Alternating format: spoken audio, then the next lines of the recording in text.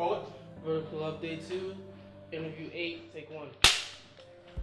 Action. State your name. Phillip Holiday. Naisha Holiday, And your occupation. I'm a correction officer.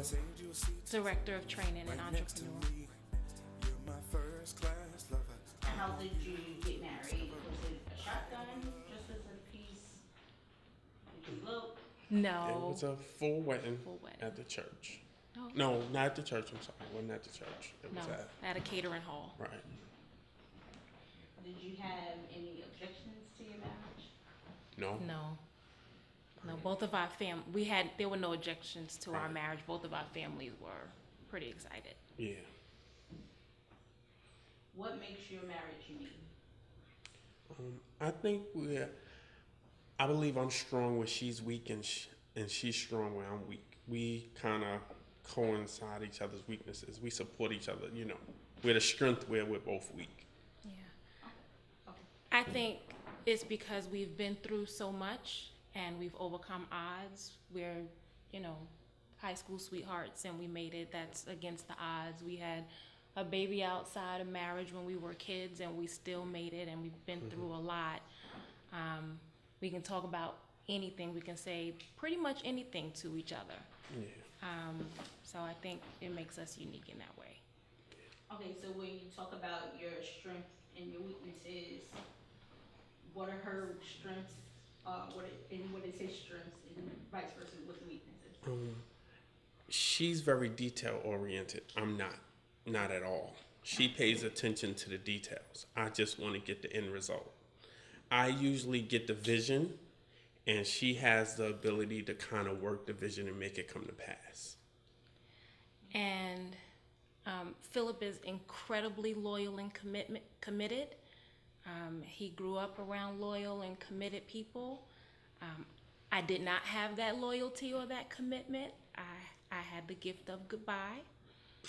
But he has taught me a lot about being committed and in there to the end. So. Okay, so I want you to explain the gift of goodbye. So I grew up in a single parent household and my dad wasn't really around, so I didn't make those attachments. So people come, people go, and some people say I don't care. I really didn't care. And being in a marriage and having to be committed when it gets hard, for me, when it gets hard, it was just easier to walk away. But being in a marriage now 19 years, I've learned how to stay in it and stay committed to it even when I don't feel like it. So this is the one area where that gift of goodbye is a curse, because you have to learn how to do the opposite. And for me, I'm just the opposite. I'm very loyal and committed. I take friendship very seriously. If you're considered, if I consider you to be a friend, I'm with you to the end. I don't just bail out because stuff get bad. But, I always been like that, my whole life. Whoever I'm committed to, I'm committed. Okay. What, So being part of the marriage ministry, how is that? Moving my questions. Okay, how do you balance marriage ministry, being a part, you're in charge of the marriage ministry? So being in charge of the marriage ministry, how do you balance that? How do you make it work? Ooh. I don't know if we are making it work, to be honest with you. But what I will say is that what I have learned is usually when you're successful in one area of your life, another area is failing. It's kind of hard to be successful in all areas of your life. At the same time. At the same time. Usually when you're doing very good in one area, something else goes lacking. It's hard to find that balance. That's where I think sometimes when we offset each other is that when I'm lacking, she's my strength in areas. Sometimes when I'm not doing good in certain areas, she kind of keeps me focused and keep me, on point in that particular area. Yeah, I would echo that. I don't think we're not always balanced at the same time, right? So if, he's in a situation where he's working, I have to understand that. That means that home and sometimes even church is going lacking. If we're having an issue with, elderly parents or kids or whatever, something is going lacking. If we're really, and I couldn't have said it better myself, if we're really successful in one area, we are really incredibly challenged in another area. And how that factors into the marriage ministry is because sometimes it's really, really difficult to attempt to lead people when you are having personal struggles, managing kids, managing household, managing finances. It's tough. Marriage puts a mirror in front of you and a strain. Right. And so I think this is one of the most difficult places to do ministry because it leaves you naked. Right. And you don't want to seem like a hypocrite, so to speak. You don't want to so-called be teaching people or trying to explain to people to do one thing when you know honestly in your heart you're not doing the very things that you're sitting here telling people to do. So sometimes it's almost like, for me, you don't want to be a hypocrite. If I say it, I want to live it and I want to do it. What are some of your concerns, being that you are leading marriage ministry for people that are married in 2016?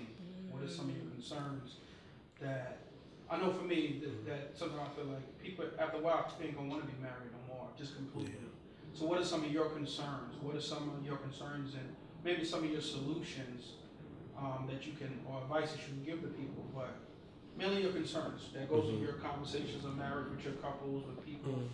I think for me, it's that people are not really committed anymore. People bail out too soon now. No one really wants to stick through it. People get married and say, I do for better or for worse, but in most cases, it's for the better, not for the worse. They're willing to stay in it as long as the better is happening, but when it gets worse, they bail out. And honestly, I learned that it's the worst that really strengthens your marriage. When you can go through the hard times in marriage, that's what makes the good times better. If you can go through the hard times and, make it through that. Because it's not really the good times that make your marriage good, it's the hard times that make it good. So for me, I think today is one of the hardest times to be married. There is all kinds of movements. There's, people are not getting married. People don't want to be married. People who are married don't want to be married. I think societally we're having all of these advances. Women are in the workplace and they're making advances, and then you're teaching submission and headship, and then there's finances and do I want to have kids? Do I don't want to have kids? And I think today in this instantaneous society, it's really, really difficult to teach, preach, live. This is a lifelong commitment. And no, it might not get better in a day or in a week or in a month because it's a journey and it's part of the process. I would say, especially to women who are about to be married, don't think that you can change them, that it's going to get better or different once you say I do. It's about the journey. The greatest piece of advice that I would give is bring a whole you to a marriage. The best gift that you can give is a whole, healthy, happy you. And then you can figure out how to make it work.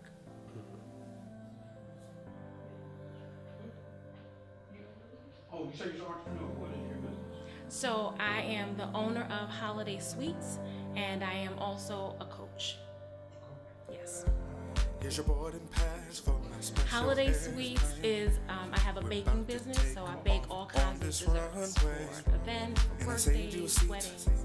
Right next to me, you're my first class lover. I want you to discover the height of my love. Phillip Holiday. And I'm Nurisha Holiday, and we are fighting for love. If you want a part, take my hand and let me express this to you. Let me show you that my love